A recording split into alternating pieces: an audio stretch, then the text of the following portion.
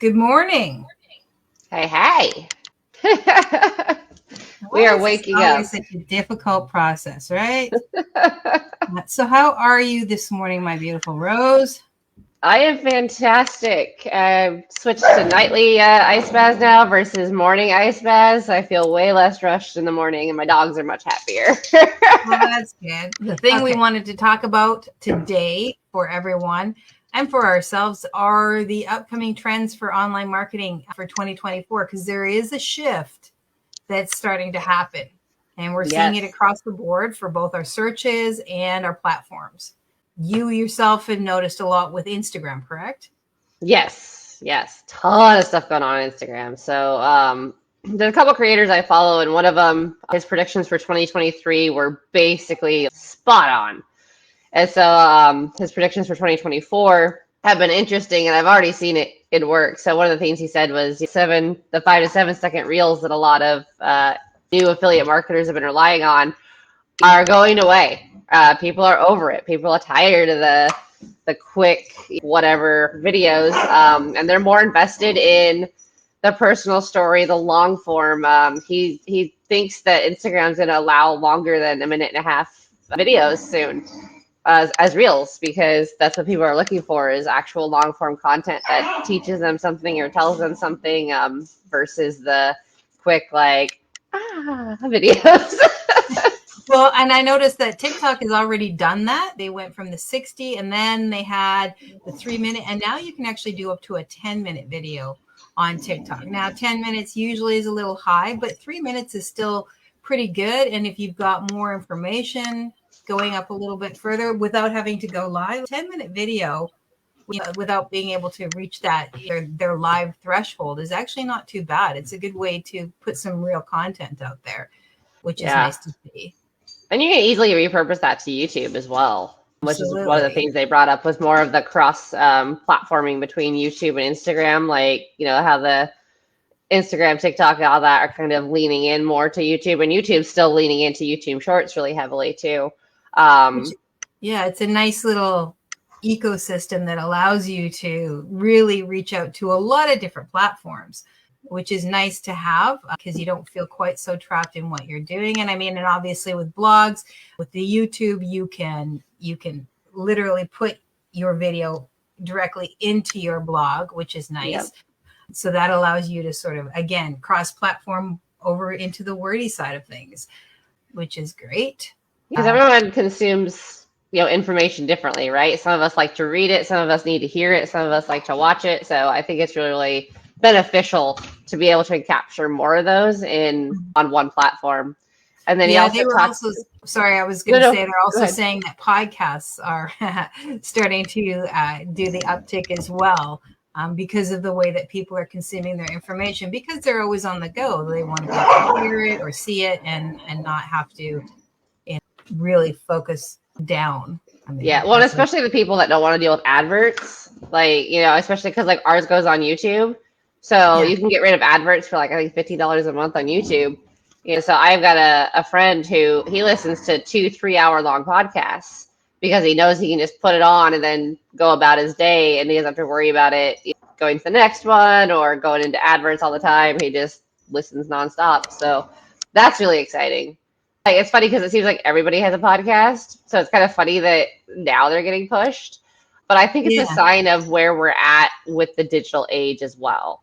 Because they also talked about UGC going up. Smaller accounts are actually going to get reached out to more, most likely, from the bigger companies, because they're realizing that, just because someone has 20 million followers doesn't mean that they're actually an influencer. That was another trend that I saw, and that was micro influencers. We're going to start to be more important to brands and to affiliate marketers, being able to talk to people and saying, hey, can we do something, some collaboration, going more for, from the 1K to 10K, instead of having hundreds and hundreds of thousands of people, those people, because they're much more niche oriented. Right. And so, and I thought that's great for both the influencers and for the marketers. So, Well, and Yeah, especially because that kind of smaller account, like you and I, like we both know, we manage our own accounts because if you're not at that millions level, like you can't afford to hire somebody to moderate or to be, acting as you. So it's definitely more personable, and they get more real conversations, which is awesome. absolutely. Right? Relationship marketing is what we're all about. Yeah, absolutely. And so, yeah, things like your more personalization, definitely a lot more personalization, um, getting people more about your story, more about who you are, more about just getting people to know and trust you. Um, and it's always about branding, but it's branding of a different kind. It's, Yeah, you are your brand versus your company is your brand. And so getting that, putting that, and what your product has done for you specifically, and why, you think it would benefit other people. And so instead of, this is what I've got, it's amazing, everybody says so, it's no, this is why I like it, this is what I've done, this is how I think it could benefit you. A lot more personal in that sense. And I think that that's good. I think that yeah, getting away from the blanket and the bland is actually really helpful. And I think it'll make, even if you're in marketing and you see a ton of marketing on your feed, it's going to become a lot more interesting to actually see, yeah. instead of seeing the same thing over and over and over again. Well, and the other thing that I read was that all of the platforms, Instagram, TikTok, are cracking down on dollar amounts in your descriptions or on your, across your video, which is good, right? Because we've Yeah. all seen I did the $7 video and now I make thousands a month. And it's like, really? All of you were that successful? And Yeah. I'm not saying that, there aren't those who did succeed with that.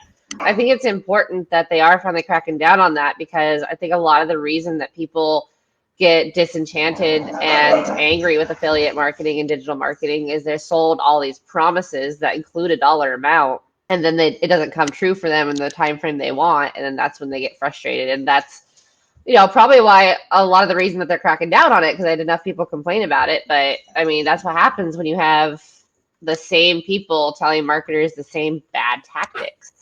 Well, yeah, and it's those dollar amounts, like even if it is something that you managed to do, right? Say you got into it and you are just one of those people that understands the sales mechanisms and is just fantastic out there doing that, and you did build your business in 3 months and you're just killing it out there. That's great. Yeah. But that is not the reality for a lot of people. And that can be actually disheartening for people, where they see that and they're like, there's no way I could possibly do that. I know myself, I know that there's no way that I'm going to do that. Or they get into it. And of course, like you say, they're really super frustrated because they didn't manage to match that same energy or that same situation. And also, the fact is a lot of people lie. Yeah.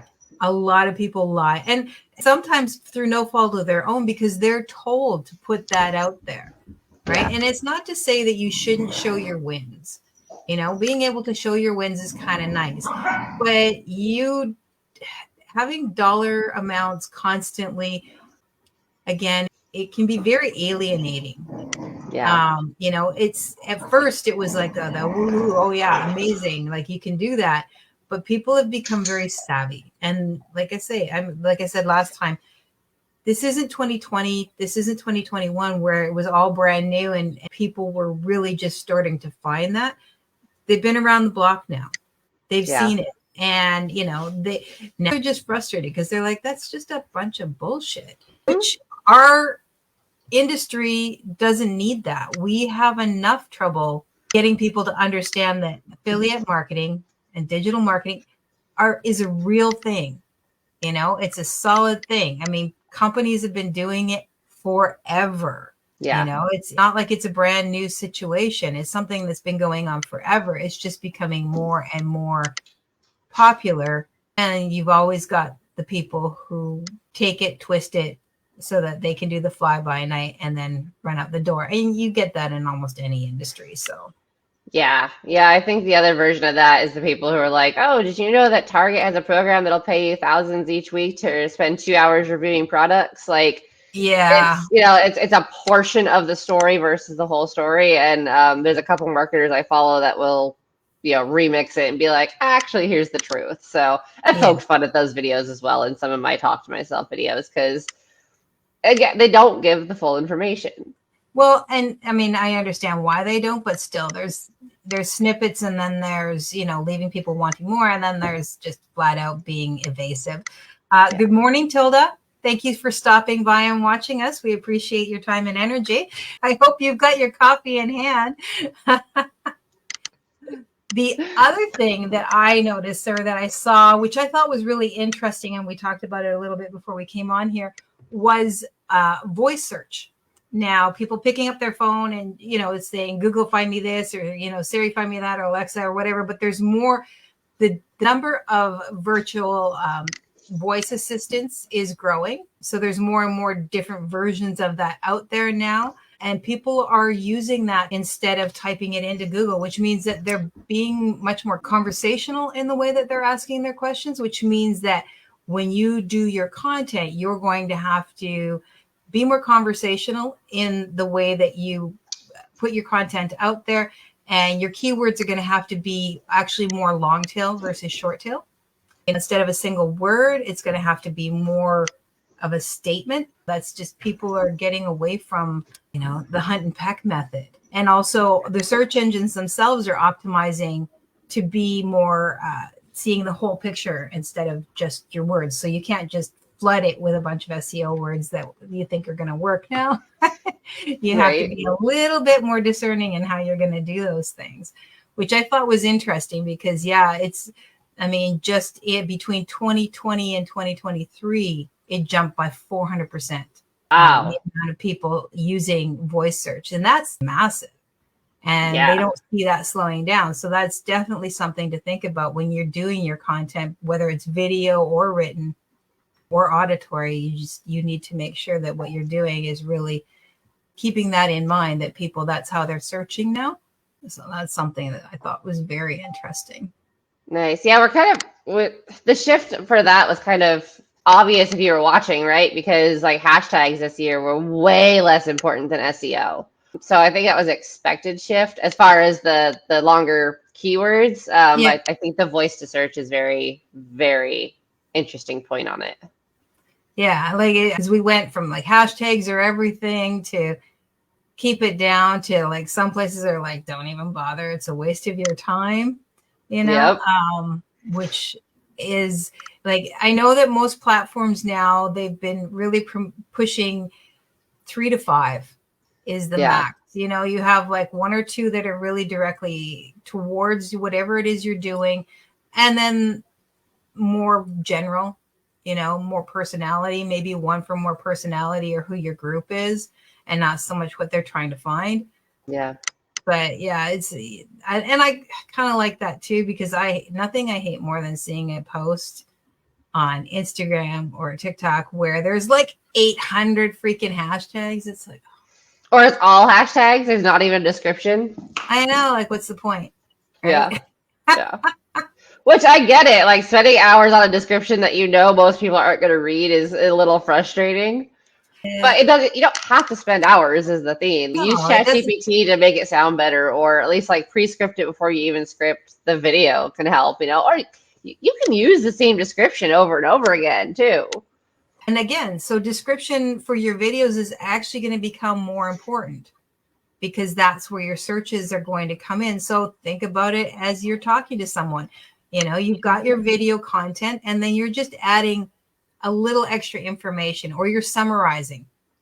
You can take your video, get your transcript of your video, throw it into ChatGPT and say, summarize. Yeah. Right? Exactly. And then, so it can make it a lot easier for you. And that was the other thing that we saw that I noticed was that they're talking about is AI integration with content, not AI taking over your content or AI writing your content or doing your videos for you specifically, but integrating. So just making it better, making it, more concise, tools that you can use to help upgrade your content, but not take over your content. Because I think you said they're actually starting to really crack down on AI only content. They are, yeah. We've already seen it with Medium, which is where we blog.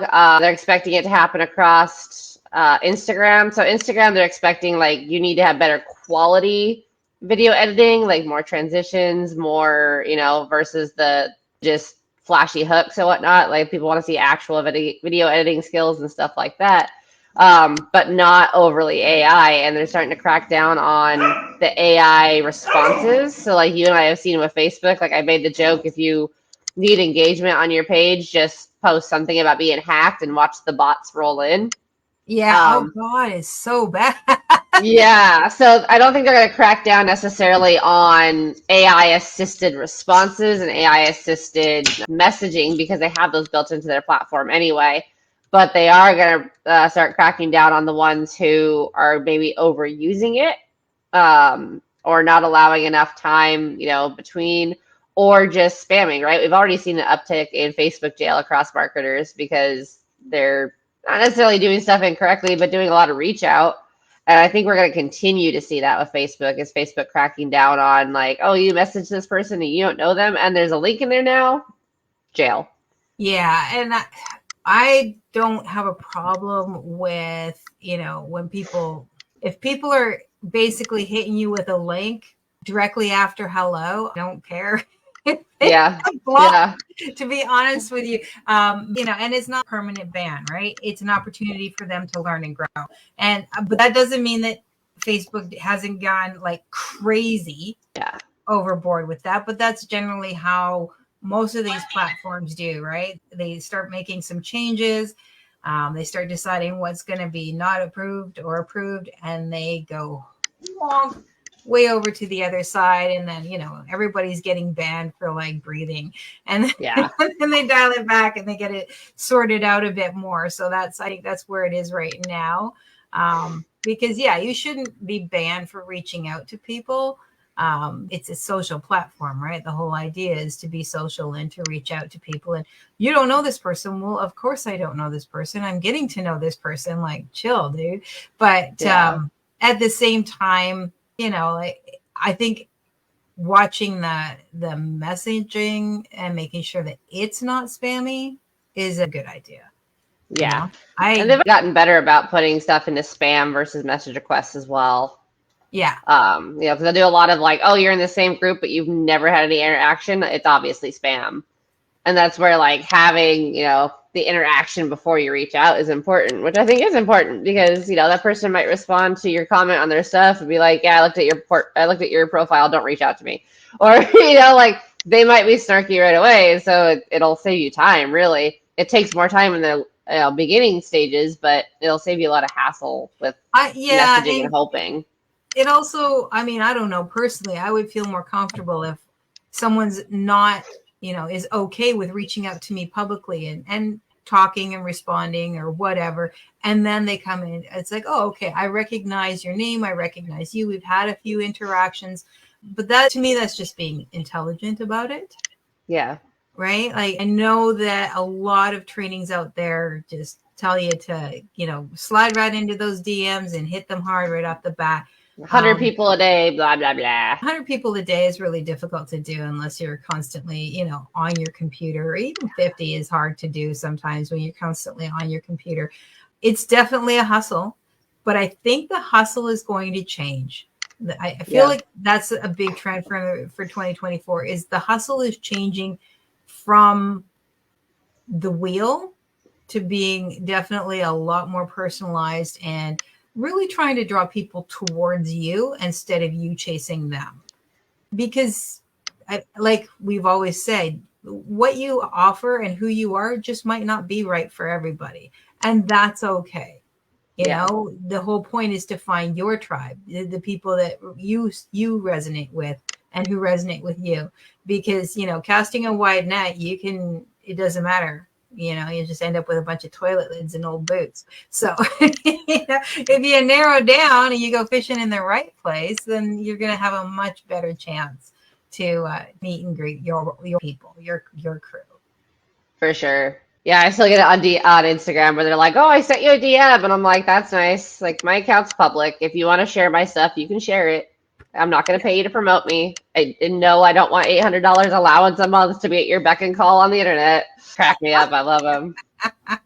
And everyone that's like, oh, I sent you a DM, I just respond. I'm like, that's nice. Like, I'm not gonna go. Like, no, if I don't know you, if we've never talked, I'm not gonna go searching my DM. Don't tell me to check my DMs. Yeah. Oh yeah. And I don't know. One of my other profiles, I had a fella who used to say hi to me and like send me pictures of flowers or whatever. Never once friended, just always into like my message requests or my spam or whatever for 2 years straight. Holy cow. And I'm like, dude, I've never responded to you. Why are you so insistent? It's like, I appreciate your, I mean, it wasn't like I did. I mean, I put on, I am married. I'm happily content. I have my business. I'm very clear about what I'm doing and everything else. So it's not like I'm pretending or, or hiding or any of those kinds of things about who I am, where I am in my life and what I'm interested in. So, Oh, so yeah, some people don't care. I was on a live that a fitness influencer I follow and absolutely adore was doing, and I was watching her comment section because I was entertained. And some of the guys that were jumping onto hers, I was just like, wow, like her husband's also an influencer. Like, there's no denying that they're together. Like, and it's very, very open about their relationship. And I was just like, this is interesting. Okay. Yeah, well, it's whether you're a cryptocurrency or some dude just looking for somebody to take advantage of online. Yeah. Either way, I'm sorry. I should not slag the crypto people because you know what? They're doing their thing and it's for them, right? Yeah. And for me, doesn't mean it's definitely, Yeah. But it's just so easy because so many of them do come across as slimy and spammy when they reach out. That's my biggest problem. It's not so much that the cryptocurrency, because really, honestly, I've seen people do well in it, and I think it's amazing. It's just a stock market. It's a different kind of stock market in a lot of ways. Yeah. I think my biggest problem is the pushiness. You get a lot of, oh, well, then you really aren't serious, or oh, you really need to do this, and push, and it's like, dude, no, you need to like step off. Like way over there. Yep. And that's, because that's my big thing. But I feel the same way about, oh, this is new program or this new, MLM or whatever it is. If you start coming at me with like brute force, I am so not interested in anything that you have to say to me now or ever. Yeah. That's the quickest way to drop my interest. Yeah. Well, and even the hype marketing, right? Like with Russell Brunson's whatever launch he did not too long ago, everyone was like super hyped about it. It was like, oh, share this with your people, blah, blah. And I was like, I haven't seen the product. Like, I'm not sharing it if I don't know what it is, if it's going to be beneficial. Like, all I know of Russell Brunson is ClickFunnels, which I don't use anymore. So, yeah, don't care. There are a bunch of marketers who are like, what do you mean you don't care? Like, this is going to be huge. I was like, okay. Like, one of them, I was like, you promote a different thing every day. So I don't know how you're making money. But that's just not me. I've got my core programs that help people, and like I believe in them, and I'm good with those because I've gone through them and I know they work. Yeah, and like tying back to the trends, that personalization, expertise, the EEAT formula. These things are going to matter simply because you're not going to be able to promote 100 different things. You're not going to be able to bounce because no one's going to trust you, because building that know, like, and trust it's always been important. I think that because we're getting so jaded, that it's becoming more and more important, and really focusing on that moving forward is going to be very important for people in our industry. Yeah. When the enterprise companies like Ford and Rolex and whatnot are looking at, they're starting to expand into affiliate marketing and seeing the value of affiliate marketing. It's no longer, the smaller companies or the leggings online kind of thing. This is big, massive, big product companies are moving towards affiliate marketing because they see the value of it. They see the amount of money because it's billions of dollars being generated through affiliate marketing. So they're starting to see the value in that more and more. And it's actually a trend, again, another trend that is picking up. Yeah. I think, again, I think the pandemic really kickstarted the concept and the user generated content, not having to pay people, or, they're still paying salespeople because that's what we are, right? And with affiliate marketing, you're a salesperson. Yeah. But you're a contract salesperson. You're doing it for you. The money you make is for you. It's, whatever. And so with these bigger companies coming on board, it's getting more and more serious, but that means that they're getting much more particular about the type of content that's going out there. Yeah. I mean, if Breitling wants to send me some product, I will talk about it all day long. I love Breitling. But there are multiple platforms now where you can sign up to be a UGC creator. You can say what your interests are. Then brands can just look at your profile and decide if they want to send stuff too. So again, it saves them money in the long run because really the price per click, they're only paying for the clicks that sell versus paying, broad advert prices and then maybe seeing a lower return. So it makes sense. Yeah, and they're reaching people and demographics maybe they never would have reached before. Yeah. Because let's face it, advertising has changed. You're no longer billboards, TV, radio, that kind of stuff. That's so old now. Yeah. And even TV, we don't have cable. We have like Roku or something.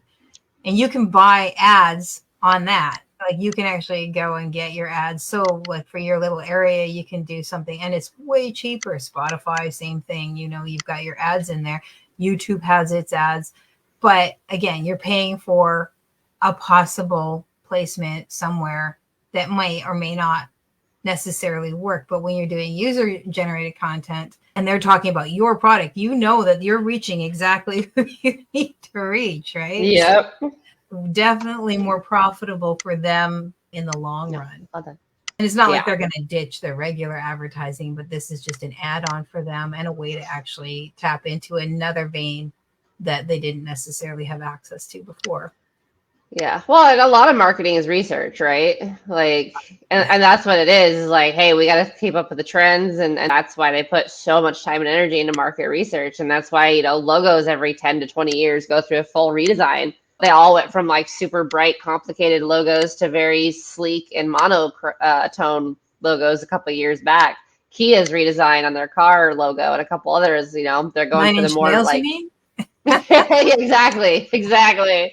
They're going for the more like spacey, futuristic kind of look right now because that's what people are saying they want. So it just makes sense for the bigger companies to use it when the market research says like, yeah, this is a real industry. This is a real thing. Yeah, and that's a huge takeaway for everybody who gets into the affiliate marketing or the online marketing. If you've never done it before, research, constantly be researching. Set aside some time at least once a week to research trends or, tools or what's going down. Obviously you're going to do your scrolling, you're going to look at what other people are doing and stuff like that, but look beyond that, really deep, do some deep dives. Just pick a topic, pick an area where you need to learn some more information and do that, because this is definitely an industry where you are constantly going to be needing to learn. Yeah. And it doesn't matter where you start. If you start off with your $7 course, that's fine. You start there and then you continue to learn. And for every time that you feel like you're getting stuck, you need to start looking at, what am I not learning and where do I need to implement more education or more information? And sometimes you'll be able to do that on your own. And sometimes you might need to find somebody or something else to help you go to that next level. But don't be afraid to step up. Yeah. Like it can get overwhelming, but that's why you make friends in the social media circle, because you're going to find some people where you can just pop in a question and say, hey, you know what? I'm really stuck here. That doesn't mean that you have to buy something. You can say, I'm really stuck here. do you know anything? Maybe they can tell you somebody that can help you, or maybe they can send you to a video that helped them, or whatever. Or maybe they've got some information that they're happy to just impart to you. Because that's what I do, right? Like I mean, I want to help people. My goal is to help people. So, I can't do that if I'm hoarding all my information like some sort of affiliate marketing dragon. Like that doesn't help anyone. That doesn't help anyone. So, to reach out to people and see if maybe they can point you in a direction at the very least. Because you're going to get inundated, but just again, research. I'm a big proponent of research. So yeah, for sure. Last thing I did want to say about Instagram. So last year, carousels were what was getting a lot of interaction. Their prediction is stories is what's really going to kick up a lot of profiles. So be sure you're posting to stories. And like what I'll usually do is share my reels to my story, but I know some of my reels are long. So it might not hurt to just do like a shortened version of it. And then, just say like, hey, the full version's, in my reels or something like that. The stories are getting more and more popular. Yeah. And I don't know if it goes from Instagram to Facebook, but I know with Facebook, if you do a story on Facebook, you can have it linked up to your Instagram so that it posts to both of them. So again, cross-platforming, and that doesn't actually hurt you, right? No. So no, that's fine. Just watch your audio if you're going to do that, because audio is not necessarily the same on both. So I noticed that too, actually, your stories. And the thing about stories is that on your profile, you can create those little highlight bubbles. And so like if you're going to do some stories, you can actually sort of categorize your stories and then pop them into each of your highlights so that when people go, they can actually go back and see those. Yeah. Just another tool. Yeah, exactly. All right. So I hope that thank you again, Tilda, for hanging out with us today. I hope that this was helpful for people. As always, drop comments. Let us know what you think. Questions. Yes, absolutely. Ask questions. Now, the last week's live will be going up. Actually, it should be up now at the Dark Rose Podcast on YouTube. And then this one will pop up there next week. I do them a week behind. I don't know if Rose puts it. I do too. So if you're looking to find all the rest of them, I will actually put the link to the podcast. And Rose, you can drop yours as well for the YouTube. So you can either go to hers or go to mine. I don't really care. We love you both. So thank you so much for joining us today, folks. And again, leave a comment or ask a question. Give us an idea of what you prefer. That if you've got something you'd like us to chat about next week, by all means, drop your thoughts. All right. It's been fabulous. Have a great day. Bye.